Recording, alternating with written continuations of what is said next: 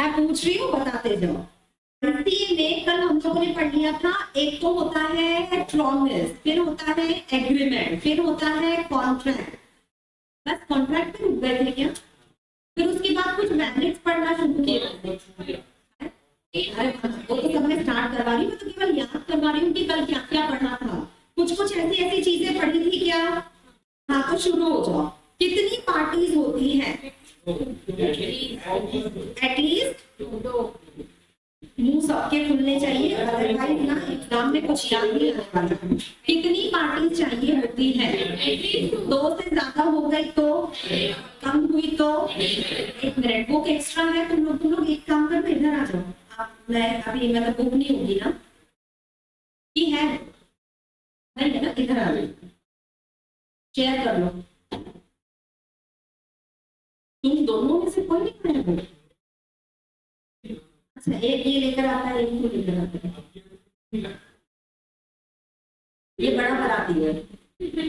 चलो, कितनी पार्टीज होती हैं? कम से कम दो। एक को कहते हैं ऑफ रर, एक रर होता है, एक री होता है। शुरुआत कौन करता है?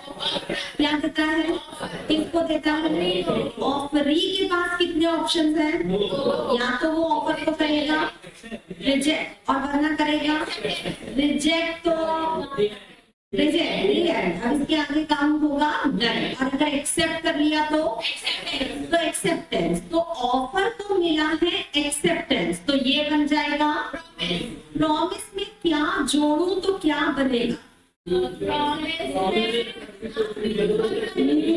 कंसिडरेशन। कंसिडरेशन नहीं, म्यूचुअल कंसिडरेशन जोड़ो। म्यूचुअल कंसिडरेशन जोड़ो तो क्या बनेगा? एग्रीमेंट। एग्रीमेंट में क्या जोड़ू तो क्या बनेगा? एनफोर्सेबल बाय लॉ जोड़ू तो क्या बनेगा? Enforceable by law social agreement को माना जाता है। नहीं नहीं नहीं नहीं नहीं, जो सोशल एग्रीमेंट्स होते हैं इनको एनफोर्सेबल माना जाएगा। हस्बैंड का ये कहना कि अच्छा खाना खिलाते रहना, हर महीने पार्लर के लिए पैसे दूंगा, ये सोशल एग्रीमेंट है या कमर्शियल? सोशल या कमर्शियल? यहाँ दोनों पार्टीज के बीच में सेलर, बायर, लेसर, लेसी, ऐसा वाला कोई लीगल रिलेशनशिप? क्या बात कर रहे हो? हस्बैंड वाइफ का रिश्ता है, सोशल रिश्ता है, बाकी तो कमर्शियल रिश्ता। लेकिन अगर वही वाइफ अपने हस्बैंड को किराए पर अपना घर देती है, हस्बैंड वाइफ है, लेकिन इन दोनों के बीच का जब कॉन्ट्रैक्ट बना तो इसमें एक बन जाता है लैंडलॉर्ड, लैंडलेडी, और एक बन जाता है tenant, lessor and lessee. Commercial relationship में है तो इसे माना जाएगा कॉन्ट्रैक्ट, माना जाएगा। क्या एक तरफा कंसिडरेशन चलता नहीं है? नहीं चलता। तो क्या म्यूचुअल कंसिडरेशन का होना जरूरी? इशारे से बताओ। तक पूरा नहीं है, ऐसे म्यूचुअल कंसिडरेशन का होना जरूरी है। एक तरफा चलेगा? चलेगा पक्का। एग्रीमेंट में से क्या हटा दूं तो प्रॉमिस बन जाएगा? एग्रीमेंट में से क्या हटा दूं तो वो केवल प्रॉमिस बन के रह जाएगा। म्यूचुअल कंसिडरेशन हटा दूं तो क्या बन जाएगा? और अगर प्रॉमिस में म्यूचुअल कंसिडरेशन जोड़ दूं तो पक्का। कॉन्ट्रैक्ट में से क्या माइनस कर दूं तो वो क्या बन जाएगा? माइनस कर दूं तो क्या बन के रह जाएगा? अच्छा, सेक्शन 10 पढ़ना कल स्टार्ट किया था क्या? सेक्शन 10 की लाइन याद तो? अच्छा, डेफिनेशन बताई थी 2B वाली, प्रॉमिस की डेफिनेशन प्रॉमिस की डेफिनेशन याद है? मैंने कल कहा था एक बार घर से पढ़कर आना है, इनफैक्ट केवल पढ़ना नहीं है, याद करके आना है, बोला था। देखो बेटा, मैं फिर बता दूं, मेरा काम है यहाँ पर आकर के तुम लोगों को कॉन्सेप्ट क्लियर कर देना। मेरा काम है तुम लोगों को, मैं रोज होमवर्क दे रही हूँ कि इसको पढ़कर आ जाओ, तुम्हारे भले के लिए है। तुम्हारे दिमाग में घुसने के बाद उसको लर्न करवाना, वो किसको करना है? कब? घर पे तो तुम अभी भी जा रहे हो, सितंबर के बाद भी जाओगे। लर्न कब करना है? आज तो कभी नहीं आने वाला तुम्हारा। अभी तो मैं अभी कुछ नहीं कर पा रही क्योंकि लर्न तो मैं कल करवा चुकी थी। तुम्हारा काम था घर जाकर के इसको रिवाइज करके लाना। सितंबर में है क्या तुम्हारा अटेम्प्ट? अगला वाला ना, ये जो अभी आ रहा है 2-3 महीने बाद, वो वाला सितंबर में। तो लर्निंग कब से स्टार्ट करोगे? अक्टूबर नवंबर में दिवाली है, तब से शुरू करें। प्रॉमिस की डेफिनेशन याद है? वो सेक्शन के नंबर याद करने का एक तरीका बताया था। सेक्शन तो हर जगह पर नंबर 2 ही चल रहा है क्योंकि डेफिनेशन हर जगह पर 2 में है, बट वो क्लॉजेस कैसे याद करने का बताया था। एक तो पहले तो था प्रॉमिस, प्रॉमिस के बाद था एग्रीमेंट, और एग्रीमेंट के बाद था कॉन्ट्रैक्ट। प्रॉमिस का था बी के बाद था बी के बाद तो सी आएगा ना। जब सी नहीं तो डी तो लिखो, दो छोड़कर के ई पे जाना था, और ई के बाद तुम तो फिर 2 कूद गए, दो कूद के जाना है। तो क्लॉज नंबर याद हो जाते हैं। प्रॉमिस की डेफिनेशन कल बताई थी मैंने। When the person to whom the proposal is made,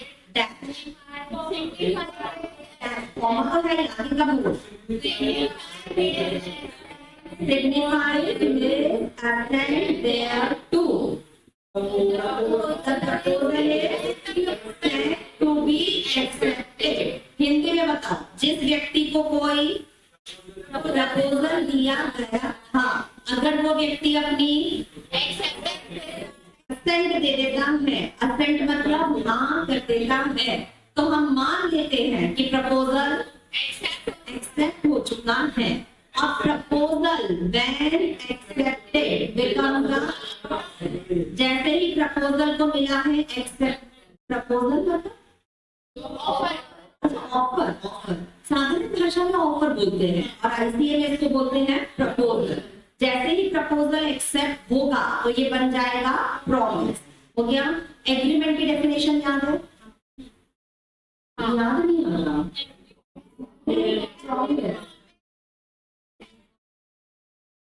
forming consideration for each other बोलना जरूरी थोड़ी ना है।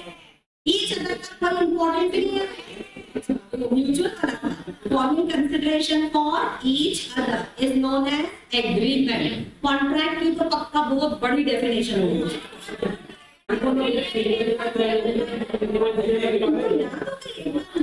An agreement enforceable by law is known as contract. कल हमने सेक्शन 10 पढ़ना स्टार्ट कर दिया था जिसमें लिखा है वैलिड कॉन्ट्रैक्ट की रिक्वायरमेंट्स।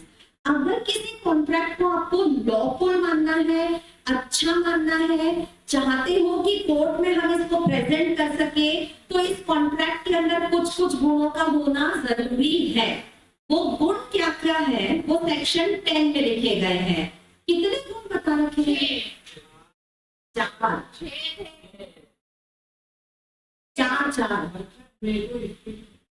कोई बात नहीं, सब ठीक हो जाएगा। कितने गुण थे? 4 हिसाब से लगा लो, जो की बात है। 6, अच्छा 6 थे। 6 गुण बताए थे। पहला तो था ऑल एग्रीमेंट्स आर कॉन्ट्रैक्ट्स। एक मिनट, हाँ, इस क्लॉज को पढ़ते वक्त बहुत सावधानी से पढ़ना। ऑल एग्रीमेंट्स और कॉन्ट्रैक्ट्स बोलते ही आधी सांस के अंदर आपको इफ भी बोलना है, वरना अर्थ का क्यों ये बताया था। ऑल एग्रीमेंट्स और कॉन्ट्रैक्ट्स केवल इतना पढ़ूं तो क्या सेंटेंस सही है? क्यों? क्योंकि सारे एग्रीमेंट्स कॉन्ट्रैक्ट नहीं होते। तो जब इस सेंटेंस को पढ़ना स्टार्ट करो ना, तो इसको तो इसी का हिस्सा मान के साथ में बोल देना बिना सांस लिए, वरना अर्थ का बोलो। All agreements are contracts. जल्दी बोलो, जल्दी बोलते ना वहीं पे। All agreements are contracts. Very good. If they are made by free consent of the parties competent to contract for lawful consideration, for lawful object and are not expressly declared for. ये हम लोगों ने पढ़ लिया था under section 10। Under section, अब देखो होता क्या है कि सेक्शन 10 की जो 6 कंडीशंस है ना, ये तो हमको अभी डिटेल में पढ़ना है। यहीं पर कुछ डिटेल यहाँ पर है, बाकी तो बहुत ज्यादा डिटेल में चैप्टर 3 में है, यूनिट 3 में है, ठीक है। यहाँ केवल ऊपर ऊपर से पढ़ना है। बट होता ये है कि सेक्शन 10 की इन 6 कंडीशंस के अलावा इस आईसीए में और भी बहुत सारी जगहों पर कुछ कुछ कंडीशंस बताई गई हैं, जिनका भी पूरा होना जरूरी है, वरना हम कॉन्ट्रैक्ट को कॉन्ट्रैक्ट मानेंगे। अब ये सेक्शन 10 की 6 कंडीशंस प्लस आईसीए में जो अलग से भी कंडीशंस बताई गई हैं अदर देन सेक्शन 10, वो सब अब यहाँ लाइन से तुम लोगों के नोट्स में लिखी हुई है। हम लोग लाइन से ही स्टार्ट कर रहे हैं। पहले पॉइंट पर जाओ। एक तो पहला पॉइंट बहुत ही डिफिकल्ट है, तुमको ये पॉइंट बिना पढ़े समझ में आ रहा है? मैंने पढ़ाया भी नहीं है, तुमको पता है कॉन्ट्रैक्ट में चाहिए 2 से ज्यादा हो गई तो 2 से कम तो चलेगा। देखो ये तो बहुत ही डिफिकल्ट पॉइंट लिखा है। एक होगा प्रपोजल और एक होगा एक्सेप्टर। कुछ भी तुमने तो करने को कोई और ही नाम बताए थे, ऑफर और ऑफरी बोला था ना, तो ये तो प्रपोजल और एक्सेप्टर बोल रहे हैं। प्रपोजल बोला तो ऑफर और एक्सेप्टर बोले तो ओ अच्छा, तो यहाँ पर ये 2 नाम उन्हीं के दूसरे 2 नाम हैं। हो गया। दूसरे पॉइंट पर जाओ। अगर किसी कॉन्ट्रैक्ट में कोई व्यक्ति एंटर करना चाहता है तो वो कैसा व्यक्ति हो सकता है? तो कह रहे या तो नेचुरल पर्सन, आपके और मेरे जैसा, तुम लोग नेचुरल हो, और वरना हो सकता है कोई आर्टिफिशियल पर्सन। बॉडी कंपनी, तो कंपनी कोई कंपनी कॉन्ट्रैक्ट में एंटर करती भी है, कर सकती है, एलएलपी तो कर सकती है, ठीक है। अगले पॉइंट पर जाओ।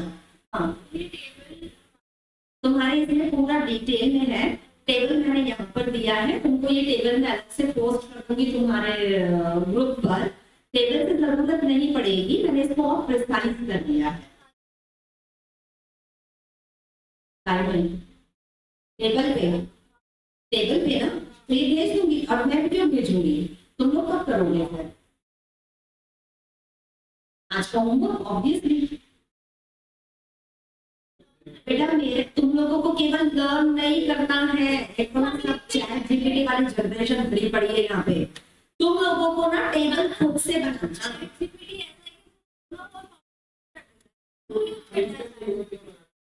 तुम लोगों को ये टेबल मैं पोस्ट कर दूंगी तब जब मुझे सबकी कॉपी में पहले खुद की मेहनत से ये टेबल बना हुआ दिखेगा।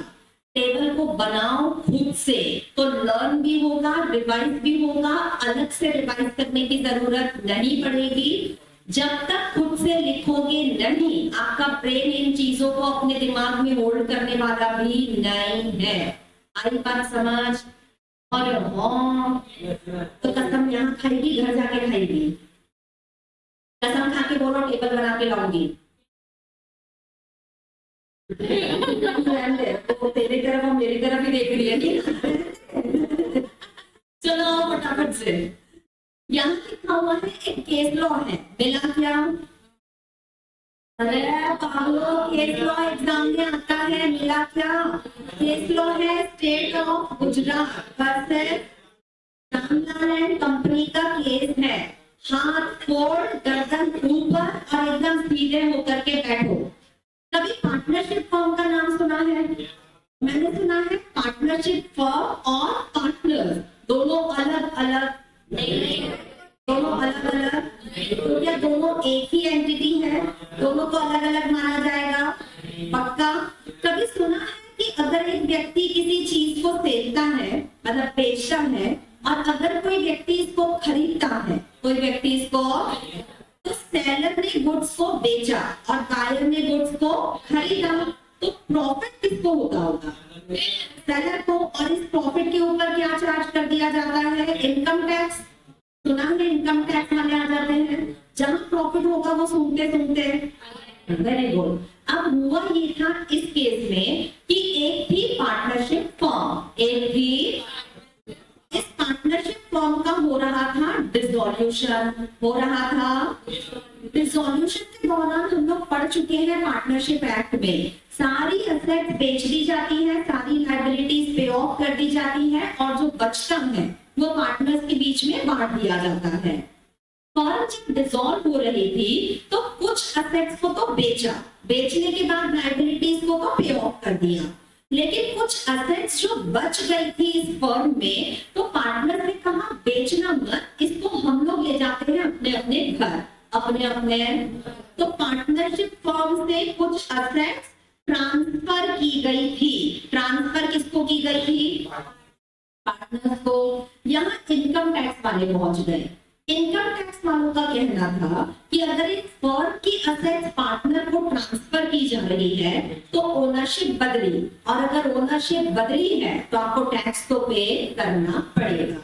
तो यहाँ कोर्ट ने आकर के कहा था कि एक पार्टनरशिप फर्म और पार्टनर्स में दो ट्रांसफर कब होता है, ओनरशिप कब बदलती है, जब कम से कम दो लोग हो, एक के हाथ से जाए और दूसरे के हाथ में असेट्स आए। यहाँ तो फर्म एंड पार्टनर्स दो अलग अलग लोग है ही नहीं, वो तो एक घर में सामान रखा हुआ था, उस घर से उठा के दूसरे घर में लेकर आ गए हैं। यहाँ दो अलग अलग एंटिटीज है ही नहीं, ये तो दोनों लोग एक ही व्यक्ति है। तो जब यहाँ ट्रांसफर दो लोगों के बीच में होता है, जब यहाँ दो लोग हैं ही नहीं तो इसको ट्रांसफर भी माना जाएगा, माना जाएगा। सिमिलरली अगर कॉन्ट्रैक्ट करना है तो कॉन्ट्रैक्ट में दो सेपरेट लीगल एंटिटीज का होना जरूरी है। एक पार्टनर खुद अपनी फर्म के साथ कोई एग्रीमेंट क्यों नहीं कर सकता? Partner is equal to firm, सारे पार्टनर मिलकर अपनी फर्म के साथ कॉन्ट्रैक्ट कर रहे हैं, तो यहाँ दो एंटिटीज अलग अलग है ही नहीं, ये कॉन्ट्रैक्ट भी माना जाएगा। आगे कहानी भेजे में कॉन्ट्रैक्ट करने के लिए कितने लोग होने चाहिए? एटलीस्ट दो लोगों का होना जरूरी है। तो फिर एक कंपनी अपने मेंबर्स के साथ तो कॉन्ट्रैक्ट, कंपनी और कंपनी के मेंबर्स अलग अलग होते हैं। हाँ अच्छा, अलग अलग है तो दो सेपरेट बॉडी है, ये लोग अगर चाहे तो आपस में एक दूसरे के साथ कॉन्ट्रैक्ट कर सकते हैं। आगे समझ पक्का? पहला पॉइंट खत्म। शुरू करो। कितनी पार्टीज चलिए जल्दी? At least to. कैसे? दो पार्टीज में एक का नाम होता है प्रपोजर और एक का होता है, इनके नाम बदलो, कोई नया नाम रखो। एक ऑफरर होगा, एक ऑफरी होगा। तुम लोग ऐसा क्यों बोल रहे हो? पहले प्रपोजर फिर एक्सेप्टर, तुम सीक्रेट से चलते हो, तुम लाइन तोड़ के नहीं निकलते। अच्छा, दूसरी बात, अगर कॉन्ट्रैक्ट में आना है तो दो पार्टीज अलग अलग होंगी, ये तो हो गया। नेचुरल पार्टीज चलेंगी, शर्मा जी वर्मा जी और शर्मा जी वर्मा जी, शर्मा जी और मिसेस शर्मा चलेंगे? सोच लो, शर्मा जी और एक कंपनी, कंपनी और कंपनी चलेंगे, लेकिन आर्टिफिशियल पर्सन हुआ तो भी चलेगा, लेकिन दो सेपरेट लीगल बॉडी का होना जरूरी है। पार्टनरशिप का और उसके पार्टनर्स, क्यों? सेपरेट लीगल एंटिटी है ही नहीं। हो गया, खत्म। दूसरे पॉइंट पर जाओ, थोड़ा सा डिफिकल्ट है। ये लोग कह रहे हैं किसी कॉन्ट्रैक्ट को अगर आपको सच में कॉन्ट्रैक्ट मानना है तो यहाँ लोग जो पार्टीज आ रही है ना कॉन्ट्रैक्ट करने, उनका रिश्ता नहीं, उनकी नीयत देखी जाती है। पता नहीं क्यों मुझे लग रहा है जैसे ये कल भी हमने, जैसे सोशल और डोमेस्टिक कॉन्ट्रैक्ट्स को, इनको कॉन्ट्रैक्ट माना जाएगा, माना जाएगा। इनफैक्ट ये कॉन्ट्रैक्ट है ही, ये एग्रीमेंट लेवल पे भी दम तोड़ सकते हैं, ये कॉन्ट्रैक्ट बनेंगे ही नहीं। एक केस लॉ है बेल्फोर वर्सेस बेल्फोर का, very very very important, mark कर लो। बेल्फोर वर्सेस बेल्फोर का केस है, ये एक ही व्यक्ति नहीं है, सरनेम है दो लोगों का, दो लोगों का सरनेम एक जैसा। मैं हिंट दे रही हूँ, यहाँ पर एक हस्बैंड था, तो दोनों का सरनेम कैसे सेम हो सकता है? नहीं तो बोले है ना, फॉरेन के है ना, वहां पे भी नहीं होता है। अच्छा, अब कहानी सुनो, हुआ क्या था, हाथ फोल्ड कर लो और पीछे खसक के बैठ लो, ध्यान से सुन लो। बेलफोर एक व्यक्ति है जो हस्बैंड है अपनी वाइफ का, मिसेस बेलफोर का। तो ये हस्बैंड जो है ये नौकरी करता था, इसका अचानक किसी दूसरे शहर में हो जाता है ट्रांसफर। मिसेस बेलफोर अब बहुत नाराज है क्योंकि ये किसी और शहर में जा रहा था और वहां पर ये अपनी वाइफ को लेकर के नहीं जाने वाला था। तो मिसेस बेलफोर को खुश करने के लिए मिस्टर बेलफोर ने कहा था कि तुम चिंता मत करना, मैं हर महीने आपको वहां से पैसे भिजवाता रहूंगा। ये ईमानदारी से हर महीने वहां पर से पैसे भिजवा देता था इसको खर्चा करने के लिए। फिर इसको बाद में पता चला कि इसकी वाइफ का तो किसी और के साथ चक्कर शुरू हो गया है। तो इसको आया गुस्सा, इसको आया, इसने पैसे देना कर दिया बंद। जैसे ही इसने पैसे देना बंद किया, इसकी वाइफ चली गई कोर्ट में। कोर्ट में जाकर के इसने जज से कहा, इसको बोलो कि ये मुझे पैसे देगा, क्योंकि इसने मुझसे वादा किया था जाते वक्त कि ये पैसे पहुंचाता रहेगा। कोर्ट का कहना था कि यहाँ तुम दोनों के बीच में ना कोई डेटर या क्रेडिटर का रिश्ता है, ये म्यूचुअल, मतलब आप दोनों के बीच में कोई कमर्शियल रिलेशन है नहीं। ये तो हस्बैंड होने के नाते इसने सोशली अपनी वाइफ को कमिट कर दिया था कि ये उसको पैसे देता रहेगा। कोर्ट का कहना था कि ये आपका घर का मामला है, इसमें हम बीच में बोलेंगे क्योंकि यहाँ पर दोनों के बीच में जो भी कॉन्ट्रैक्ट बना था ये सोशल नेचर का है, ये एनफोर्सेबल बाय लॉ नहीं है। तो आप कोर्ट में इस तरह के मैटर्स लेकर आओगे भी तो भी कोर्ट कहता है हम कोई रेमेडी दे पाएंगे नहीं। जज का कहना था हमसे हमारा नहीं सुलझ रहा, ये और अपना लेकर आ गए हैं। तो कोर्ट ने मना कर दिया था कि हम इस मामले में बोलेंगे खत्म। बेलफोर का केस बहुत इंपॉर्टेंट है। एग्जामिनर आपको एग्जाम में या तो बेलफोर के केस का रेफरेंस देने को कहेगा, जैसे कि कॉन्ट्रैक्ट केवल तभी कॉन्ट्रैक्ट माना जाता है जब ये कमर्शियल नेचर का हो या फिर एनफोर्सेबल बाय लॉ हो। सोशल एग्रीमेंट्स को कॉन्ट्रैक्ट माना जाएगा नहीं, ये स्टेटमेंट है और उसके आगे लिखा जाएगा क्वेश्चन के रूप में with reference to relevant case law explain करो। तो केस लॉ यहाँ पर लगेगा बेलफोर वर्सेस बेलफोर का। एग्जामिनर दूसरे तरीके से भी क्वेश्चन पूछ सकता है, वो आपको बेलफोर का पूरी की पूरी कहानी लिख करके दे देगा, पूरी कहानी केस लॉ की, और आपसे बोलेगा कि अब डिसाइड करके बताओ कि इस केस में मिसेस बेलफोर को कोई रेमेडी मिलेगी क्या। ऑब्वियसली बात है, पब्लिक क्या करते हो, डर नहीं ना सोचते, यही काम है।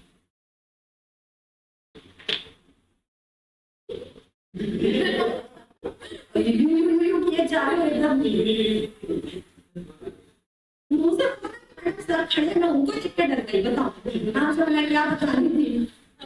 ऑब्वियसली बात है कि एग्जामिनर जब ये केस लॉ पूछेगा तो वो आपको एग्जाम में ना पूरी कहानी लिख कर देगा, बट उसमें बेलफोर नाम लिखा हुआ मिलेगा नहीं।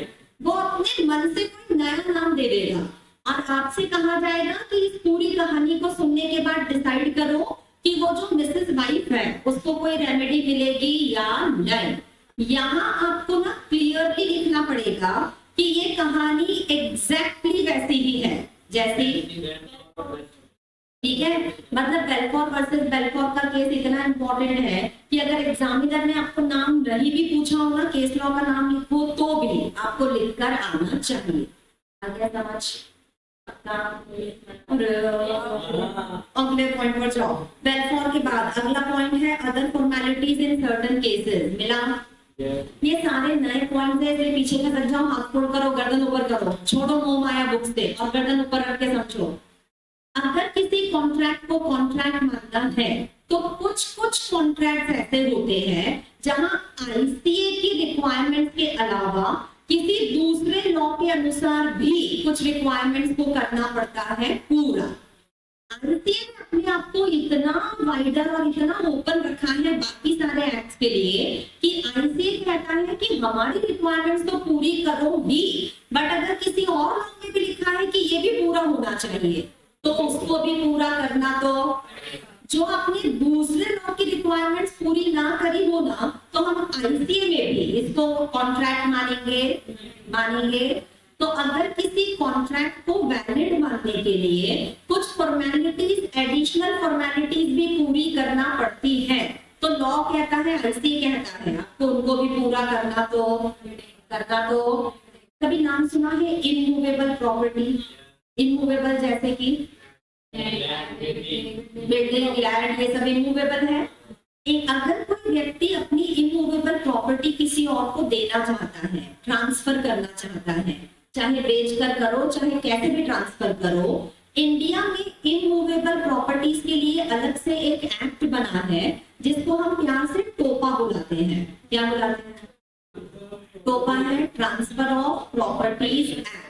ट्रांसफर ऑफ प्यार से बुलाते हैं। और टोपा में क्लियरली लिखा है, अगर कोई इमूवेबल प्रॉपर्टी ट्रांसफर हुई तो एक तो रिटन कॉन्ट्रैक्ट होना चाहिए और दूसरा वो रजिस्टर्ड और स्टैम्प भी होना चाहिए। अगर वो रिटन नहीं तो हम इमूवेबल प्रॉपर्टी को ट्रांसफर्ड मानेंगे। अगर वो स्टैम्प नहीं है तो भी इसको ट्रांसफर्ड माना जाएगा नहीं। आईसीए में जब आप लोग आगे जाकर पढ़ोगे ना, आईसीए कहता है कॉन्ट्रैक्ट ओरल भी चलते हैं, रिटन भी चलते हैं। आईसीए में तो कॉन्ट्रैक्ट ओरल भी चलता है ना, बट टोपा कहता है कि इमूवेबल प्रॉपर्टी का कॉन्ट्रैक्ट रिटन चलेगा। नहीं, पर आईसीए तो कहता है ओरल भी चलता है। दूसरा एक्ट कहता है रिटन ही चलेगा, तो यहाँ पर भी वो कॉन्ट्रैक्ट होगा केवल रिटन, वरना हम उसको आईसीए में भी वैलिड मानेंगे। पक्का? अगले पॉइंट पर जाओ। खत्म हो गया। अच्छा, एक एग्जांपल और है। एक तो टोपा का एग्जांपल है, एक इंश्योरेंस का भी नाम सुनो। इंश्योरेंस कंपनी वाले होते हैं ना, वो लोग क्या देते हैं? इंश्योरेंस की पॉलिसी। तो अगर आप इंश्योरेंस कंपनी वालों के साथ कभी भी कोई कॉन्ट्रैक्ट करो, तो इंश्योरेंस के लिए जो एक्ट बनाया गया है IRDA, उसमें क्लियरली लिखा है कि ये कॉन्ट्रैक्ट स्ट्रिक्टली होना चाहिए इन राइटिंग, होना चाहिए। आईसीए कहता है ओरल भी चलते हैं। इंश्योरेंस वाला कॉन्ट्रैक्ट तो स्ट्रिक्टली होगा इन राइटिंग स्ट्रिक्टली होगा IRDA में या आईसीए में भी? आईसीए में भी, क्योंकि आईसीए कहता है हमने जो बोला वो इन जनरल था। अगर किसी और लॉ ने स्पेसिफिक रेगुलेशंस बताए हैं तो आपको उनको भी मानना। तो खत्म? पक्का? कितने पॉइंट्स हो चुके हैं? जल्दी मुंह खोल के बोलो। पहला था कितनी पार्टी? 2 पार्टी। नेचुरल तो नहीं चलेगा? 2 नेचुरल, एक आर्टिफिशियल नेचुरल, सब चल जाएगा, लेकिन 2 अलग अलग बॉडीज का होना। पक्का? अच्छा, केस लॉ कौन सा था?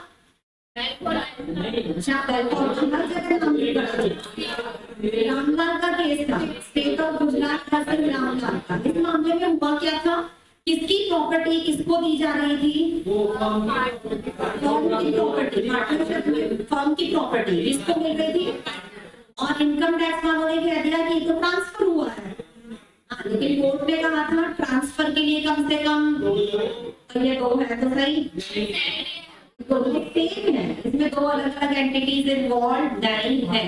दूसरा पॉइंट कौन सा था? Intention to create legal obligation. Case law का नाम बताओ। बेल्फोर वर्सेस बेल्फोर था। ये बेल्फोर वर्सेस बेल्फोर खुद ही से लड़ रहा था क्या? अच्छा, हस्बैंड और वाइफ का झगड़ा था, तो ये तो होता रहता है। मामला क्या था? किसने वादा किया था? हस्बैंड ने। किससे वादा किया था? कि जब तक बाहर रहूंगा पैसे पहुंचाता रहूंगा। शुरू में तो पैसे, फिर उसके बाद पहुंचाना बंद कर दिए। कौन चला गया कोर्ट में?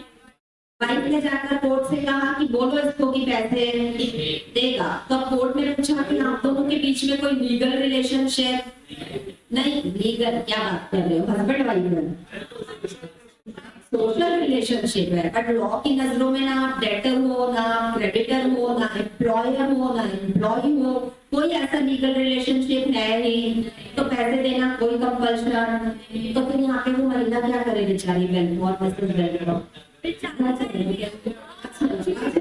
सॉरी, तो मतलब उसको पैसे नहीं मिल रहे हैं, तो वो कोर्ट के सामने जाकर कुछ बोले तो भी कुछ मिलने वाला, कोर्ट ने बता दिया, कोर्ट ने कह दिया तुम जानो तुम्हारा काम जानेगा, हम इसमें बोलेंगे नहीं। अगले पॉइंट पर जाओ, तीसरा पॉइंट कौन सा था?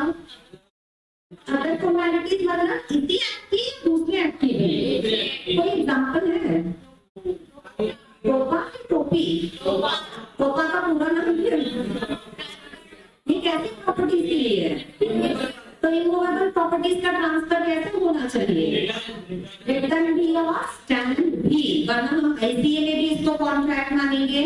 अगले पॉइंट पर जाओ, चौथी रिक्वायरमेंट, अगर आप चाहते हो कि आपका कॉन्ट्रैक्ट सही कहलाए, तो कॉन्ट्रैक्ट में जो कुछ भी लिखा गया है इसका एक सर्टन मीनिंग होना जरूरी है। कॉन्ट्रैक्ट में लिखी गई बातों का एक ही मीनिंग निकलना जरूरी है। अगर आपने कॉन्ट्रैक्ट में ऐसा कुछ लिख दिया है जिसका मतलब कोई भी व्यक्ति अपने तरीके से कुछ भी ले सकता है, तो हम मानेंगे जैसे कि ये कॉन्ट्रैक्ट वेग है, और वेग कॉन्ट्रैक्ट को कभी भी वैलिड माना जाएगा नहीं। वेग का मतलब होता है एक ऐसा कॉन्ट्रैक्ट जिसका कोई एक मीनिंग नहीं निकल रहा है। जो व्यक्ति इसको पढ़ेगा वो अपने मन से इसका कुछ भी मीनिंग निकाल सकता है। इस तरह के कॉन्ट्रैक्ट को वैलिड माना जाएगा, माना जाएगा। देखो एक एग्जांपल दे रही हूँ, पढ़ो इसको। ए ने बी के साथ कॉन्ट्रैक्ट किया है कि मैं आपको 100 लीटर्स ऑफ ऑयल बेचूंगा। ए ने बी के साथ कॉन्ट्रैक्ट किया है, कितने लीटर बेचेगा? तो क्या क्वांटिटी फिक्स्ड है? 100 लीटर्स ऑफ ऑयल बेचेगा, क्वांटिटी फिक्स्ड है, मतलब इसमें कोई गलत चीज तो लिखी हुई है? ऑयल बेचूंगा बोला था, नेचर ऑफ ऑयल उसने बताया। ऑयल तो मार्केट में बहुत तरह के मिलते हैं, कोकोनट ऑयल है, मस्टर्ड ऑयल है, रैपसीड ऑयल है, सनफ्लावर ऑयल है, तिल्ली का भी तेल होता है। आप कौन सा तेल बेच रहे हो, आपको उसके बारे में आपने बताया। केवल इतना लिख देना कि 100 लीटर्स ऑफ ऑयल, सीधा मैडम, केवल इतना लिख देना कि 100 लीटर्स ऑफ ऑयल बेचूंगा, नेचर ऑफ ऑयल ना बताकर यहाँ उस व्यक्ति ने इस कॉन्ट्रैक्ट को बना दिया है वेग। सामने वाला व्यक्ति अब इसमें कोई भी ऑयल अज्यूम कर सकता है, इसका मतलब ये कॉन्ट्रैक्ट वैलिड माना जाएगा, माना जाएगा। यहीं पर एक और बारीकी बता रही हूँ, अब ध्यान से समझो। ए ने कहा था बी को, ए ने कहा था बी को कि मैं आपको 100 लीटर्स ऑफ ऑयल बेचूंगा। ऑयल का नेचर नहीं बताया, तो बी तो कुछ भी समझ सकता है, समझ सकता है। लेकिन अगर ए का बिजनेस है ही केवल कोकोनट ऑयल का, ये इसके अलावा और कोई ऑयल मैन्युफैक्चर भी नहीं करता है, तो क्या इस एग्रीमेंट को अभी भी वेग मानोगे? नहीं। क्यों? तो अगर लिखा तो है कि मैं कोकोनट ऑयल बेचूंगा, ऑयल का नेचर लिखा नहीं है, बट हम इस ऑयल के नेचर को असर्टन तो कर नहीं सकते हैं, ये अज्यूम करके कि जब ये बेचता ही केवल कोकोनट ऑयल है तो ये किसी और ऑयल की बात तो करेगा, करेगा नहीं। कहानी नीचे में उतर गई है। और चलो एक बात बताओ, ए ने कहा है बी को मैं अपनी जमीन आपको लीज पर दे रहा हूँ, जाओ ले जाओ। क्या दे रहा हूँ? क्या? जमीन। चलो उसने बोल दिया 100 एकड़ ऑफ जमीन लीज पर दे रहा हूँ, चलेगा? चलेगा? ये भी वेग है। कौन सी जमीन, तो वो भी बता दिया हमने, कौन सी जमीन दे रहे हैं, कितना एरिया है, उसको खड़े रह के जमीन भी दिखा दी है। पर जब लीज पर आप किसी को अपनी प्रॉपर्टी देते हो तो उसमें टाइम ड्यूरेशन बताना पड़ता है कि ये लीज 1 साल की है, 2 साल की है, 10 साल की है या जिंदगी भर की है। यहाँ ड्यूरेशन बताया हुआ, ड्यूरेशन बताया हुआ अभी भी मानेंगे, जैसे ये कॉन्ट्रैक्ट वैलिड कॉन्ट्रैक्ट नहीं है। तो क्या समझ में आ गया? वेग होना अच्छी बात है, वेग ना होना अच्छी बात है, सारी चीजें लिख देना कुछ भी रह गया तो वेग हो जाएगा। और वेग कॉन्ट्रैक्ट को हम वैलिड नहीं मानते। वैलिड होने के लिए वेग होना चाहिए, नहीं होना चाहिए। सारी बातों का लिखा हुआ होना जरूरी है। आगे समझ पक्का। अगले पॉइंट पर जाओ। अगली रिक्वायरमेंट है कि किसी भी कॉन्ट्रैक्ट को हम केवल तभी कॉन्ट्रैक्ट मानेंगे जब इसमें कोई ऐसा काम लिखा हुआ है जो सच में किया जा सकता है। कोई ऐसा काम आप कॉन्ट्रैक्ट में लिख रहे हो जिसे कर पाना किसी के लिए पॉसिबल नहीं है, तो आप करते रहो कॉन्ट्रैक्ट, बट हम इसको वैलिड कॉन्ट्रैक्ट मानेंगे पक्का। मतलब काम कैसा होना चाहिए जिसको कोई व्यक्ति पूरा कर सकता है। आपने कॉन्ट्रैक्ट कर लिया, दो लोगों ने मिलकर कॉन्ट्रैक्ट किया, ऐसा काम करने का कॉन्ट्रैक्ट किया है जिसको दुनिया में कोई कर ही नहीं सकता, तो इस तरह के कॉन्ट्रैक्ट को भी मान लेंगे इनवैलिड। इनको वैलिड माना जाएगा नहीं। एक जादूगर है, कौन है, उसने किसी व्यक्ति के साथ कॉन्ट्रैक्ट कर लिया, उसको कहा मुझे तू 20 लाख रुपए दे देना, मैं तुझे एक खजाना ढूंढ के लाके दूंगा, छुपा हुआ खजाना जादू से। ठीक है, जादूगर ने किसी के साथ कॉन्ट्रैक्ट किया, कितने में? 20 लाख रुपए में। जादूगर क्या लाके देगा उसको? खजाना, छुपा हुआ खजाना, वो भी जादू से ढूंढ कर ला कर देगा। वो व्यक्ति जिसके साथ इसने कॉन्ट्रैक्ट किया था वो इसको 10 लाख रुपए दे चुका है, 10 लाख रुपए एडवांस दे चुका है। क्या जादूगर सच में जादू करके खजाना ढूंढ सकते हैं? ये इम्पॉसिबल। ये ट्रिक होती है जादू की। आप ऐसे किसी का खोया हुआ खजाना अगर ये ढूंढ सकता होता तो 20 लाख में कॉन्ट्रैक्ट करना होता। ये ट्रिक्स होती है जो वो उनके पास ना ऑलरेडी जो चीजें हैं वो केवल उसी को ढूंढ कर बताते हैं। तो ये काम कर पाना किसी के लिए भी प्रैक्टिकली पॉसिबल नहीं। उस व्यक्ति ने 10 लाख इसको दे दिए थे और अभी खजाना ढूंढकर नहीं ला रहा। खजाना ढूंढकर वो व्यक्ति कोर्ट में गया। कोर्ट में जाकर इसने कहा कि इसको बोलो कि ये मेरे 10 लाख रुपए वापस करे वरना खजाना ढूंढ के ला कर दे। कोर्ट यहाँ पर कहेगा कि हमारे पास कब आया करो? जब आप दोनों के बीच में कोई वैलिड कॉन्ट्रैक्ट है। यहाँ तो कॉन्ट्रैक्ट शुरू से ही गलत है क्योंकि ये ऐसे काम के लिए बना है जो पॉसिबल ही नहीं है। हमारी भेजे में उतर गई पक्का। एक तांत्रिक है, कौन है? ठीक है, एक तांत्रिक ने आकर के एक पर्सन से कहा है कि 2 दिन का समय दो, 2 करोड़ रुपए दे देना, मैं इस मरे हुए आदमी को जिंदा कर दूंगा। पॉसिबल? पॉसिबल। 2 दिन पूरे हो गए, वो जिंदा नहीं हो रहा। अब ये व्यक्ति कोर्ट में चला गया, कोर्ट में जाकर बोलता है बोलो तांत्रिक को किसको जिंदा करें। पॉसिबल? तो कॉन्ट्रैक्ट को क्या मानो? वैलिड है? ये शुरू से ही हो जाएगा गलत। सूख लो, थोड़ा स्पीड में तब चल पाऊंगी मैं जब तुम लोग जवाब दोगे। समझ में आ गई है ये सारी बातें? ये 5 पॉइंट्स अदर देन सेक्शन 10 थे। सेक्शन 10 के 6 पॉइंट्स तो अलग से है ही, बट इसके अलावा आईसीए में और 5 पॉइंट्स अलग से दिए हुए हैं। इनका भी पूरा होना जरूरी है अगर आप चाहते हो कि कॉन्ट्रैक्ट होना चाहिए वैलिड। ठीक है, गर्दनों पर रखो। वेग कॉन्ट्रैक्ट वैलिड कॉन्ट्रैक्ट होते आराम से सेप्टेम्बर के बाद में भी मैं मिलूंगी। वेग कॉन्ट्रैक्ट वैलिड कॉन्ट्रैक्ट होते तो क्या वेग होना उचित है? वेग हुआ तो कॉन्ट्रैक्ट वैलिड कहलाएगा। वेग का मतलब होता है जो इम्पॉसिबल है, तो वेग का क्या मतलब होता है? जिसके एक से ज्यादा मीनिंग निकल सकते हैं। हर व्यक्ति इसका मतलब अपने हिसाब से अलग अलग ले सकता है। Contract to sell 100 litres of oil, vague क्या था इसमें? कौन सा ऑयल? ये वेग था। अगर कोई लिख दे कॉन्ट्रैक्ट में कि मैं आपको कोकोनट ऑयल बेचूंगा, बस इतना ही लिखा है। अच्छा, कितना? उस पे वेग हो गया। अगर किसी ने लिख दिया मैं 100 लीटर ऑफ कोकोनट ऑयल बेचूंगा, तो ये सही है। अब इसको गलत माना जाएगा क्योंकि सारी की सारी रिक्वायरमेंट आ चुकी है। इम्पॉसिबल एक्ट्स कौन से होते हैं? वेरी गुड, जो पॉसिबल नहीं है, जिनको पूरा कर पाना पॉसिबल। जैसे कि एक व्यक्ति अगर कहे कि मैं आपको तारे तोड़ के ला के दे दूंगा, अब बोलो पॉसिबल, 2 थप्पड़ मार के वहीं से भगा देना, क्योंकि ये इम्पॉसिबल एक्ट है। आगे समझ में?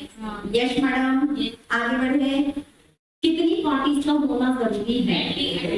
2 से ज्यादा हुई तो केस लॉ का नाम बताओ। अच्छा, 2 पार्टीज में रामलाल वाला केस था, तो बेलफोर वाला कहाँ था?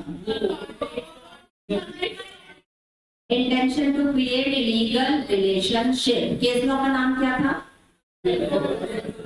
इस तरफ बेलफोर था, इस तरफ इधर बेलफोर था, इस तरफ बेलफोर थी। अच्छा, मिस्टर एंड मिसेस बेलफोर का केस था, हो गया। चलो अगले पॉइंट पर जाओ।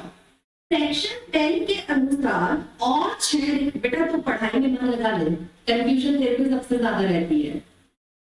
सेक्शन 10 के अनुसार और भी कुछ 6 कंडीशंस हैं जिनके पूरे होने पर हम मानेंगे जैसे कि कॉन्ट्रैक्ट वैलिड कॉन्ट्रैक्ट है। पहली रिक्वायरमेंट सेक्शन 10 वाली, एक तो होना चाहिए एग्रीमेंट, होना चाहिए एग्रीमेंट। के आगे मैंने ऐसा क्यों लिख दिया कि जैसा हमने पहले डिस्कस कर रखा है? तुमने एग्रीमेंट डिस्कस कर रखा है आपस में? मैंने बताया था क्या? याद नहीं आ रहा? हम दोनों चीजों का है ना, offer plus accepted is equal to, और एग्रीमेंट की वो डेफिनेशन तो एग्री प्रॉमिस और set of promise, forming consideration for each other is known as agreement। तो क्या कंसिडरेशन एक तरफा? तो क्या 2 तरफा होना जरूरी है? अगले पॉइंट पर जाओ। ये लिख रहे हैं कि अगर कॉन्ट्रैक्ट को कॉन्ट्रैक्ट मानना है तो एक तो होना चाहिए और agreements are contracts if they are made by free consent of the parties, made by free consent की थोड़ी सी हिंट दी थी। फ्री कंसेंट का मतलब सामने वाले को अपने जबरदस्ती हाँ करवाई है,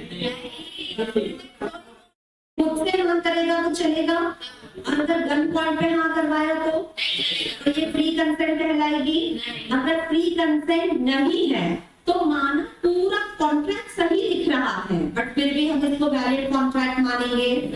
या सिर्फ गन पॉइंट ही एक रीजन था, चाकू दिखा के हम करवा सकते हैं ना, धमकी देके इसका बच्चा किडनैप करवा के, ये सब काम करने पर भी हम मानेंगे जैसे कि कॉन्ट्रैक्ट है गलत कॉन्ट्रैक्ट। हो गया? समझ आया? देखो यहाँ 2 चीजें मिलेंगी। पहला, फ्री कंसेंट को फ्री कंसेंट माना जाता है जब कंसेंसस एंड इडन हो तो। पहला, जब ज्यादा हो गया, लैटिन है, पढ़ के देखो जरा। Consensus and Eden, consensus Eden, English के साथ साथ तुमको लैटिन आना भी जरूरी है। कंसेंसस एंड इडन क्योंकि लॉ में यही शब्द आते हैं। एब इनिशियो सीखा था ना, वर्ड एब इनिशियो सीखा था ना, वैसे ये एक अगला वर्ड है लैटिन का, consensus and Eden. Consensus and Eden का मतलब होता है जब 2 लोग आपस में एक दूसरे के साथ कॉन्ट्रैक्ट कर रहे हो तो दोनों ने सेम चीज को सेम सेंस में समझा होना चाहिए। सेम चीज को, अगर बोलने वाला बोल रहा है कुछ और समझने वाले ने समझा है कुछ और, तो हम मानेंगे जैसे कि यहाँ पे कोई कंसेंट है ही नहीं, ये कॉन्ट्रैक्ट कहलाएगा भी नहीं, कहलाएगा भी। समझ में आया? एक एग्जांपल दे रही हूँ, समझो इसको। एक है शर्मा जी, कौन है? शर्मा जी के पास 2 वाइट कार है। कैसी? तुमको एकदम सुर पकड़ के चलने की जरूरत नहीं है। शर्मा जी के पास 2 वाइट कार है। एक तो है उनकी बहुत प्यारी सी मारुति 800 और एक है उनके पास में ऑडी वाइट कलर की है। हो गया? समझ में आया? कौन सी नई खरीदी हुई होगी? कैसे बता? 800 तो बहुत पहले वाली हो गई, कभी लोगों ने सैंपल की तरह रख रखा है। तो एक 2 वाइट कार है, एक मारुति 800 और दूसरी ऑडी। आगे इतना समझ में आ गया? शर्मा जी अपनी दोनों गाड़ियों को खुद धोया करते थे। तो ये ऑडी की क्लीनिंग कर रहे थे, ऑडी को धो रहे थे। ऑडी कार के ऊपर हाथ रख रखा है और उनका पड़ोसी आ गया इनसे बात करने। तो शर्मा जी ने पड़ोसी से बातों बातों में केवल इतना कहा कि मैं अपनी वाइट कार बेचना चाहता हूँ 60,000 रुपए में। मैं अपनी, ठीक है, जिस वक्त ये बात कही जा रही थी तब शर्मा जी का हाथ था ऑडी पर, कलर था उसका व्हाइट कलर था, और शर्मा जी उस पर हाथ रख करके थपथपाते हुए बोल रहे हैं कि मैं अपनी व्हाइट कार बेचना चाहता हूँ 60,000 रुपए में। ये पड़ोसी बोलता है अब भी लोग, मैं 2 मिनट में जाके पैसे लेकर आया, कॉन्ट्रैक्ट हो चुका है, तुम्हारा ऑफर मैंने एक्सेप्ट किया, मैं पैसे लेकर आता हूँ। ये गया पैसे लेने, दौड़ा दौड़ा आया 60,000 रुपए लेकर और कहता है ऑडी की चाबी दे दो। यहाँ पर दोनों ने क्या सेम चीज को सेम सेंस में समझा है? क्यों? वो कौन सी कार की बात कर रहा था और इसने कौन सी समझी? तुमको कैसे पता कि वो मारुति की बात कर रहा था? 60,000 ले रहा है, 60,000। 60,000 में ऑडी तो नहीं बिकने वाली, नहीं है। तो यहाँ 2 लोग हैं, बट दोनों ने क्योंकि सेम चीज को सेम सेंस में समझा नहीं। गलती दोनों में से किसी की भी नहीं थी, अगर है तो यहाँ तो दोनों की है, अगर दोनों में से किसी की नहीं तो हम मानेंगे जैसे यहाँ पर कंसेंट ही नहीं है। फ्री कंसेंट को छोड़ो, हम मानेंगे यहाँ पर कंसेंट ही, यहाँ मिसिंग था कंसेंसस एंड एडम। क्या मिसिंग था? कंसेंसस एंड एडम का मतलब 2 लोगों का सेम चीज को सेम सेंस में समझना। अगर ये नहीं है तो हम मान लेंगे जैसे कि ये कॉन्ट्रैक्ट हो गया। पहली चीज क्या होना चाहिए? सेक्शन 10 के अनुसार वो जो डेफिनेशन लिखी थी ना, अगर सेक्शन 10 के अनुसार जो डेफिनेशन लिखी थी ना, वहां से स्टार्ट करो। All agreements are contract. अच्छा, जल्दी से देख लेना। All agreements are contract if they are made by free consent. तो पहला तो आगे का तो जैसे पढ़ेंगे तब पढ़ेंगे। पहला तो था एग्रीमेंट, दूसरा तो है फ्री कंसेंट। फ्री कंसेंट में एक शब्द है कंसेंट, दूसरा है फ्री। कंसेंट का मतलब होता है कंसेंसस एंड एडम। अगर ये भी नहीं है तो भी हम इसको फ्री कंसेंट मानेंगे नहीं। और दूसरा, किसी की भी कंसेंट को फ्री कंसेंट केवल तब माना जाता है जब उस व्यक्ति ने जब हाँ करी है तो वो हाँ ना तो कोर्जन, ना अनड्यू इन्फ्लुएंस, ना फ्रॉड, ना मिसरिप्रेजेंटेशन या मिस्टेक में से इन 5 में से किसी भी चीज की वजह से कंसेंट नहीं होनी चाहिए। जब कोई व्यक्ति अपनी हाँ कर रहा होता है, जब कोई व्यक्ति अपने इन 5 में से कोई एक भी चीज अगर प्रेजेंट है तो हम इसको फ्री कंसेंट मानेंगे नहीं। ये 5 चीजें अच्छी है, ये 5 चीजें बुरी है। इनमें से एक भी प्रेजेंट हुआ, क्या कर रहा है? इनमें से एक भी प्रेजेंट हुआ तो हम इसको फ्री कंसेंट मानेंगे। इनमें से क्या, इनमें से कितनी चीजें हैं? पहला कोएर्शन, दूसरा, तीसरा, चौथा और 5वां। इन 5 चीजों को मैं अभी समझा नहीं रही हूँ क्योंकि यूनिट 3 में एक की पूरी डेफिनेशन है। फ्रॉड की डेफिनेशन तो ज्यादा भी नहीं है, केवल 2 पन्ने तक जाती है। तो हमको ये सारी डेफिनेशन वहां से डिटेल में याद करना है। फिलहाल केवल एक चीज का एग्जांपल ले लो। कोर्जन का मतलब होता है किसी को डराना या धमकाना। तो डरा धमका के किसी से हाँ करवानी है, इसको फ्री कंसेंट मानेंगे। फ्री कंसेंट तब होती है जब वो इन 5 में से किसी भी एक फैक्टर की वजह से नहीं होनी चाहिए। इनमें से एक भी फैक्टर हुआ हम इसको फ्री कंसेंट मानेंगे नहीं। कहानी उतर गई दिमाग में? अगले पॉइंट पर जाओ। बताओ क्या क्या था सेक्शन 10 में? All agreements are contract if they are. Exam में मैं बात बताऊं, तुम्हारा स्टेटमेंट स्टार्ट कहाँ से होगा? स्टार्टिंग का तो हर बार मैं ही बोल रही हूँ, तो तुम लोग ठीक से स्टार्ट करोगे। थोड़ी सी जगह छोड़ के कि मैडम आके लिख देगी, शुरू से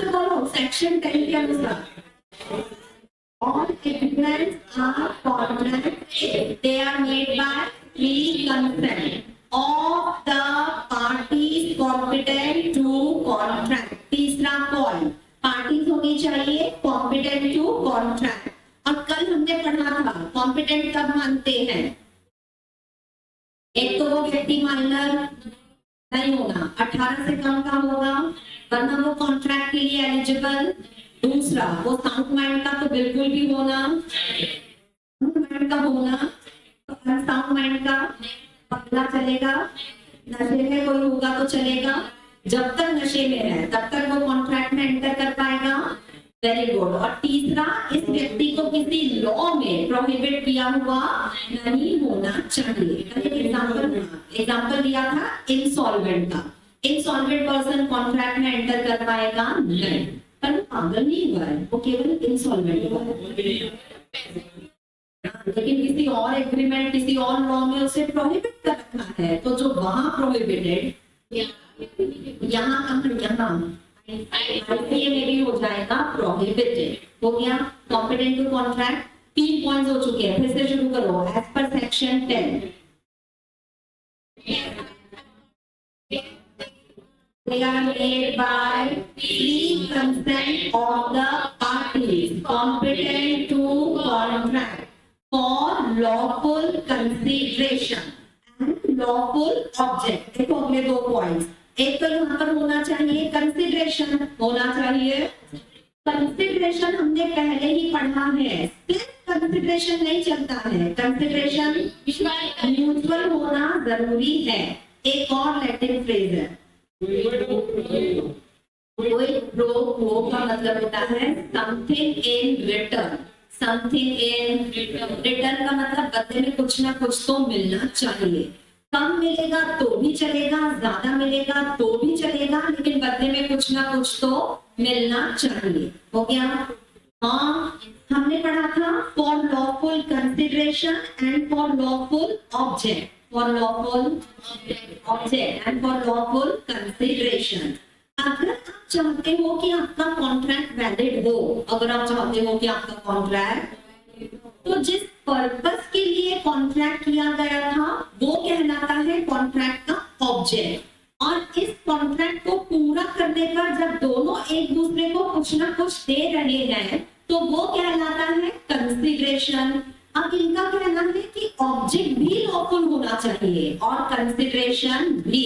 ऑब्जेक्ट भी लॉफुल। और एक बात बताओ, घर बेचना, कोई व्यक्ति अपना घर बेचना चाह रहा है तो उसका ऑब्जेक्ट क्या है? ये लॉफुल है, घर बेचना लॉफुल है, तो ये कॉन्ट्रैक्ट सही है?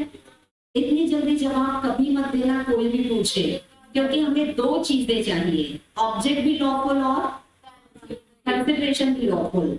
ए कहता है मैं अपना घर बेचना चाहता हूँ, क्या उसका ऑब्जेक्ट लॉफुल था? ऑब्जेक्ट तो लॉफुल है। इसने आकर के बी से कहा मैं अपना घर बेचना चाहता हूँ, बताओ तुम बदले में मुझे क्या दोगे? तो बी ने कहा ठीक है, मैं तुझे 1 साल के लिए कोकीन का सप्लाई दे देता हूँ। क्यों नहीं? कौन लॉफुल है? घर बेचना लॉफुल है, तो ऑब्जेक्ट तो लॉफुल था ना, कंसिडरेशन अनलॉफुल हो चुका है। हम यहाँ पर इसको वैलिड मानेंगे नहीं, वैलिड मानेंगे कहानी में जगह कर गई है। दोनों चीजों का लॉफुल होना चाहिए। ए ने कहा है बी से मैं तुमको 10 लाख रुपए दूंगा। क्या दूंगा? 10 लाख रुपए। 10 लाख रुपए दूंगा, ये ऑब्जेक्ट है या कंसिडरेशन? ये कंसिडरेशन है। बदले में बी को कहा है ए ने कि मेरे पड़ोसी का मर्डर कर देना। अब अरे पैसे देना, किसी को किसी काम के लिए पैसे देना। हाँ, ए ने बी को पैसे दिए हैं तो पैसे देना तो पहले होता है ना। ऑब्जेक्ट गलत हो गया, ऑब्जेक्ट अनलॉफुल है, तो यहाँ ऑब्जेक्ट का लॉफुल होना जरूरी और कंसिडरेशन का भी क्या होना। ठीक है, अब सेक्शन 10 फिर से बोलो जल्दी। All the agreements are contracts. They are made by free consent of the parties competent to contract for lawful consideration for lawful object and are not expressly declared void. तो 5 पॉइंट्स तो हम लोग पढ़ चुके हैं। छठा पॉइंट है it is not expressly declared void. Not expressly केवल वही बात है जो आईसीए हमेशा से बोलता आ रहा है, जो हमारे यहाँ पे वॉइड है वो तो वॉइड है। अगर किसी और एक्ट में भी बता रखा है कि ये भी वॉइड है तो भी वॉइड है। नहीं नहीं, मतलब नेशनल हेरिटेज को प्रिजर्व करने के लिए भी लॉ बने हुए हैं और उन लॉज में लिखा हुआ है कि ताजमहल हमारे लिए नेशनल हेरिटेज है, इसको कोई बेच नहीं सकता। हाँ, नहीं बेच सकता, नहीं तो वो तो वहां लिखा है, नेशनल हेरिटेज के लॉ में लिखा है। तो जो वहां है तो क्या आप किसी के साथ एग्रीमेंट कर सकते हो कि जब 3 करोड़ में ताजमहल खरीद रहे मैं बेचने को तैयार हूँ? नहीं कर सकते। राजवाड़ा बिकवा दो इंदौर का, नहीं बिकवा सकते। मतलब ये सब ऐसे काम है जो किसी और लॉ में भी वॉइड है, तो जो वहां वॉइड है वो स्मगलिंग करना, मर्डर वगैरह, किडनैपिंग का कॉन्ट्रैक्ट करना, पार्टनरशिप में आ रहे हैं 2 गुंडे, ये भी वॉइड है। तो ये जो वॉइड एक्सप्रेसली डिक्लेयर्ड है कि ये काम करना ही नहीं है तो उसको भी मान लेंगे, जैसे यहाँ पर ये वैलिड नहीं है। वो क्या समझ में आ गया? सारे रिक्वायरमेंट यहाँ पर आपको हो रहे हैं खत्म। अगले पॉइंट पर मैं जाऊं, वहां पे बहुत ज्यादा इंपॉर्टेंट टॉपिक स्टार्ट हो रहा है अगले पर पहले यहाँ तक का एक पूरा रिकैप लेकर के बताऊं जो केवल आज पढ़ाया है। सेक्शन 10 के अलावा बाकी के पॉइंट्स थे, टोटल 11 पॉइंट्स है। 10 के 6, अदर्स के 5। सिर्फ नाम बोल पाओगे। पहला case law, case law, case law, state of Gujarat versus Ramlal. दूसरा पॉइंट 11 टोटल होने चाहिए उंगलियों पर। हाँ, दूसरा पॉइंट था लीगल ऑब्लिगेशन क्रिएट करने का इरादा है, इंटेंशन है। Case law Balfour versus Balfour. तीसरा आराम से कोई जल्दी नहीं है, तो सितंबर के बाद भी होंगे। फॉर्मेलिटी कौन से एक्ट की? किसी भी दूसरे एक्ट की। कोई एग्जांपल था कोपा और इंश्योरेंस कॉन्ट्रैक्ट पढ़ लिया था। चौथा पॉइंट सर्टेन मीनिंग होना जरूरी है। वेग होगा तो चलेगा, वेग चलेगा पक्का। 5वां पॉइंट पॉसिबल होना चाहिए। कोई एग्जांपल था? वो वेग में था पॉसिबल, पॉसिबल मैजिशियन वाला, जादू से क्या ढूंढ के ला रहा था? खजाना। तांत्रिक भी तो था, जिंदा को मुर्दा करता था, मुर्दा को जिंदा करता था। तांत्रिक नहीं नहीं, कोई गधा क्या तोड़ के ला रहा था? जानकारी। तो ये भी खत्म हो जाएंगे, ये कॉन्ट्रैक्ट कहलाएंगे नहीं। 5 हो गए, 5 हो गए। ये तो अदर वाले रिक्वायरमेंट थे और बाकी 6 पॉइंट्स है रिलेटेड टू सेक्शन 10। पहला उसमें था एग्रीमेंट, दूसरा था फ्री कंसेंट में कितने एलिमेंट्स का होना जरूरी है। कुछ एलिमेंट्स है ना 4 5 कितने थे? शाबाश। क्वेश्चन फिर से सुनो, कितने एलिमेंट्स का फ्री कंसेंट में होना जरूरी है? एक 5 का होना जरूरी है ना, तभी तो फ्री कंसेंट कहलाएगी।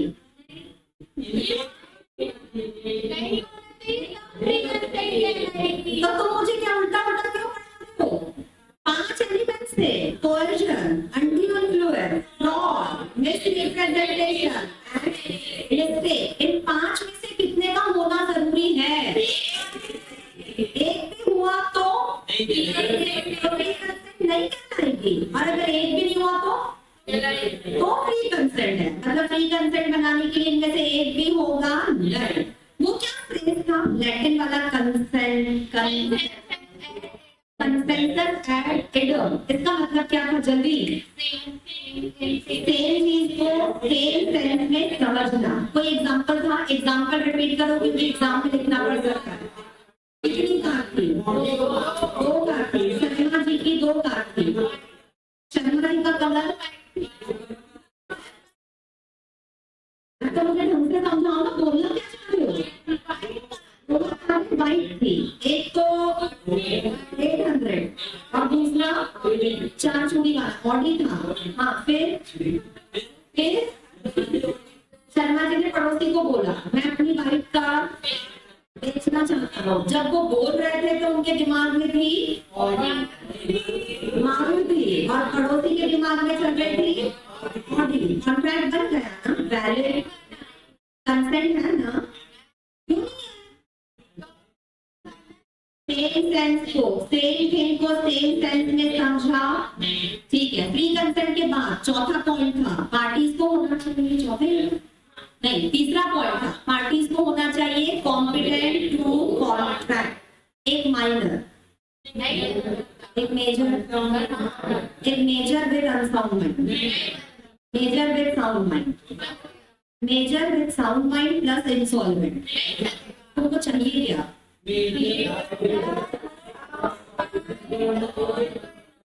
और जो किसी और फॉर्म में भी प्रोहिबिटेड, तो तुमको सब चीजें एक साथ चाहिए। 3 पॉइंट्स हो गए सेक्शन 10 के। चौथा पॉइंट लॉफुल कंसीडरेशन, पांचवा पॉइंट दोनों में से क्या लॉफुल होना चाहिए? दोनों। घर बेच रहा है लॉफुल है, बदले में पड़ोसी का मर्डर करवा रहा है, नहीं चलेगा। घर बेच रहा है बदले में अफीम खरीद रहा है, नहीं चलेगा। पक्की बात है।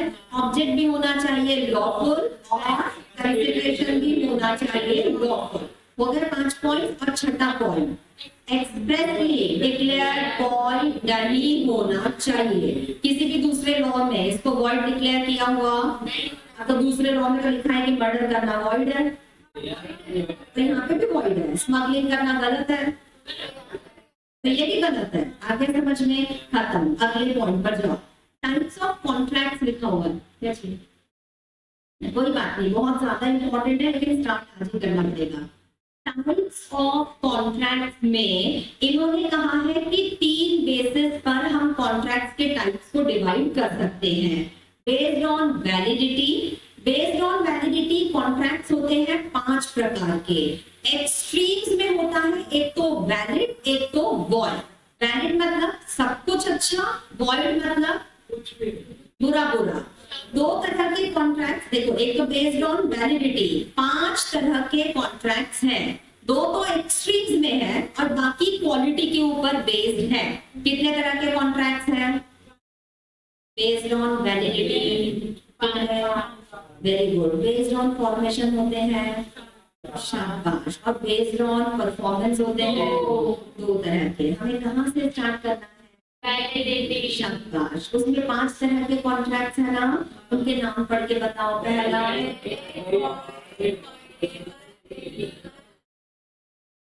हो गए, ठीक है। अब पहले पर जाओ। पहला कॉन्ट्रैक्ट होता है वैलिड कॉन्ट्रैक्ट। का मतलब होता है एक ऐसा कॉन्ट्रैक्ट जिसके अंदर सारे गुण हैं, ये सर्व गुण संपन्न है, इसके अंदर कोई बुराई नहीं है। ये एक ऐसा कॉन्ट्रैक्ट है जिसको अगर हमने एनफोर्स करवाना चाहा तो कोर्ट आपके इस कॉन्ट्रैक्ट को बिल्कुल मान सम्मान देगा और कोर्ट कहेगा कि आपका कॉन्ट्रैक्ट एकदम सही है। ऐसे कॉन्ट्रैक्ट का होना बिल्कुल भी अच्छी बात है। वैलिड कॉन्ट्रैक्ट होना अच्छी बात है। वैलिड कॉन्ट्रैक्ट होगा ना तो कोई भी इसको एनफोर्स करवा देगा, अच्छा वही अच्छी बात है। दूसरा होता है वॉइड, पहला होता है, दूसरा होता है वॉइड। के 2 प्रकार होते हैं, बहुत सावधानी से समझ लेना। एग्जामिनर इनके ऊपर घुमा के क्वेश्चन देता है। ये क्वेश्चन आपको केस स्टडी टाइप भी आएगा, लेकिन ये बारीकी पता होना चाहिए कि कब कोई कॉन्ट्रैक्ट वॉइड होता है और कब कोई एग्रीमेंट वॉइड होता है। वॉइड के होते हैं 2 प्रकार, एक होता है वॉइड एग्रीमेंट और एक होता है वॉइड कॉन्ट्रैक्ट। एक होता है और एक होता है। पहले तो ये बताओ एग्रीमेंट में और कॉन्ट्रैक्ट में अंतर है क्या? दोनों में से कौन सा स्टेज पहले आता है, उसके बाद कहाँ पहुंचते हैं? अगर मैं कहूँ कोई एग्रीमेंट ही वॉइड है तो इसका मतलब ये कॉन्ट्रैक्ट तक तो पहुंचा भी इस लेवल पर ये वॉइड हो जाता है। एग्रीमेंट लेवल पर वॉइड एग्रीमेंट का मतलब होगा जहां 2 लोगों ने मिलकर के केवल एक एग्रीमेंट किया है, लेकिन इस एग्रीमेंट में ऐसी कोई कमी रह गई है जिसकी वजह से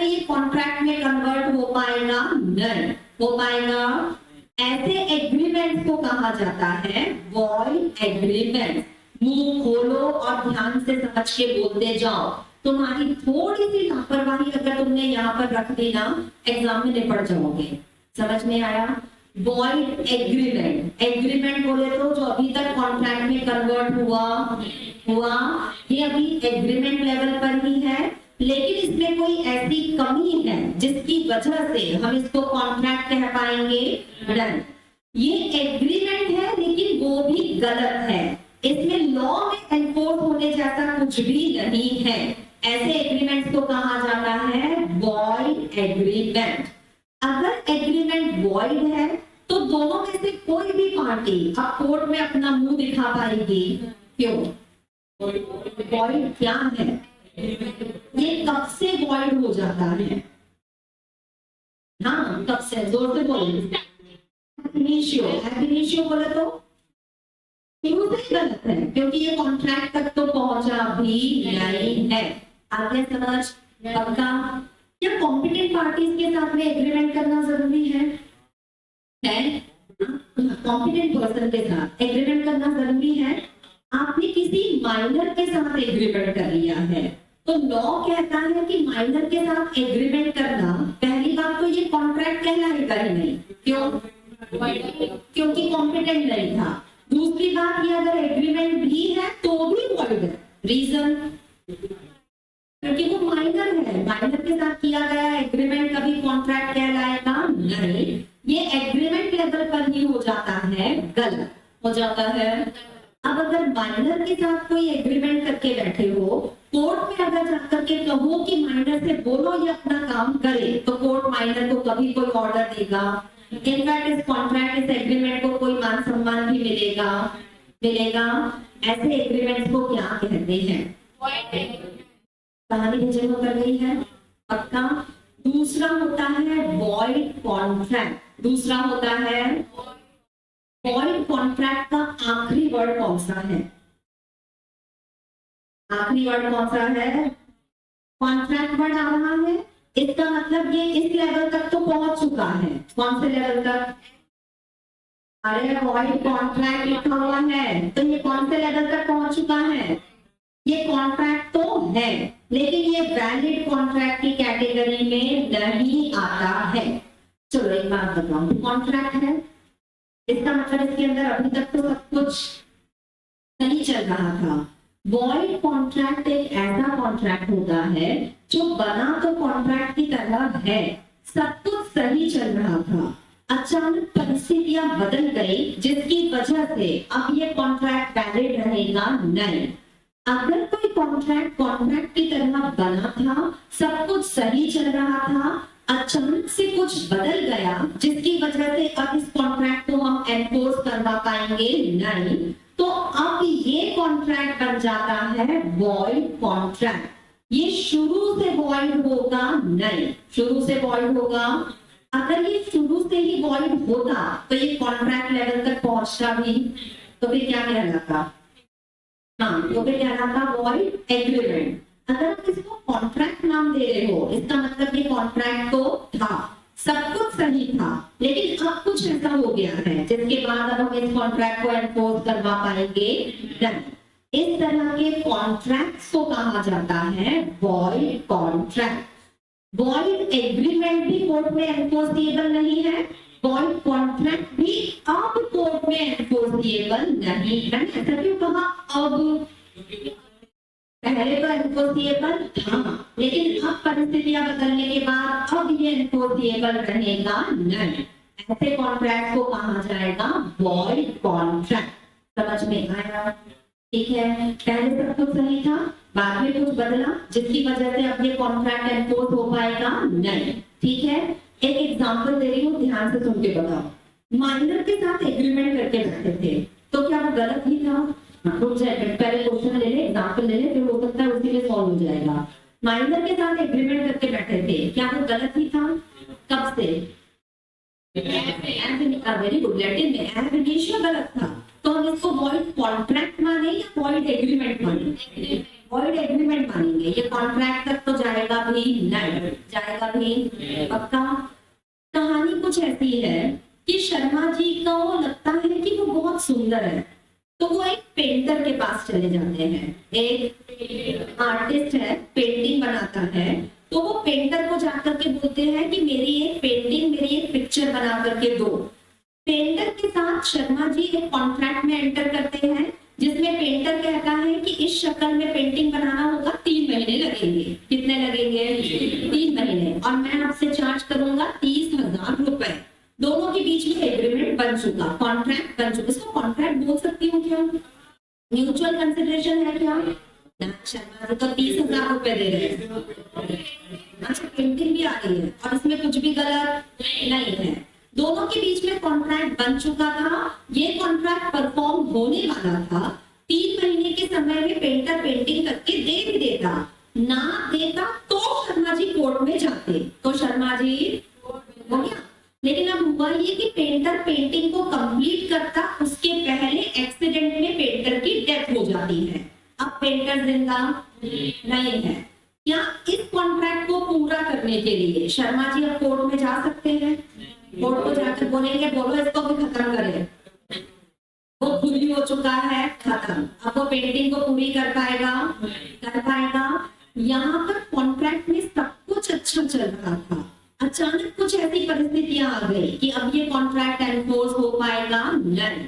ये कॉन्ट्रैक्ट बन जाता है आगे जाकर के वॉइड, आगे जाकर के इसे कहा जाएगा वॉइड। सोच समझ के बोलना, वॉइड वर्ड दोनों ज्यादा कॉमन है। एग्रीमेंट बोलना है कि कॉन्ट्रैक्ट वो डिसाइड कर लो, ये पेंटर मर गया, ये वॉइड कॉन्ट्रैक्ट है। पक्का पक्का। एक व्यक्ति है, उसकी शुगर मिल है, ठीक है, वो वहां पे शुगर बना बना के बेचता है। इसने किसी पर्सन के साथ किसी पर्सन के साथ कॉन्ट्रैक्ट किया है कि मैं आपको 5 टन शुगर प्रोवाइड करूंगा। कितना? ठीक है, शुगर मैन्युफैक्चर करके बोरियां भर भर के इसने बहुत अच्छे से संभाल कर रख ली है।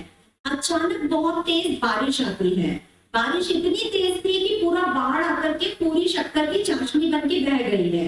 अब इसके पास 5 टन शुगर रेडी था, वो देना भी चाहता था, बट अब ये शुगर बची ही। क्या इस एग्रीमेंट को एनफोर्स करने के लिए आप कोर्ट में जा सकते हो? क्यों नहीं जा सकते? कोर्ट को बोलो कि इसको शुगर दे। क्योंकि अब यहाँ पर वो सब्जेक्ट मैटर, वो प्रोडक्ट नहीं बचा। हम चाहकर भी इस व्यक्ति को कंपेल कर पाएंगे नहीं कर पाएंगे। ये क्या हो गया? कॉन्ट्रैक्ट बोल रहे हो, एग्रीमेंट है ना, कॉन्ट्रैक्ट है जो पहले तो अच्छा था, बाद में जाकर के हो गया है वॉइड। हो गया है अपना वॉइड एग्रीमेंट और वॉइड कॉन्ट्रैक्ट में कोई अंतर? कुछ भी बोल रहे हो, दोनों वॉइड है। हाँ, तो एक कब से वॉइड हुआ था? इनिशियो मतलब शुरू से। कौन सा? तो उसमें तो शुरू से बुराइयां थी, तो शुरू में ही गलत हो गया था। अब वॉइड कॉन्ट्रैक्ट में जाकर के हो गया था वॉइड, एनफोर्सिएबल रहा नहीं। अभी इसकी डेफिनेशन वाला हिस्सा पढ़ना बाकी है, जो बहुत ज्यादा इंपॉर्टेंट है।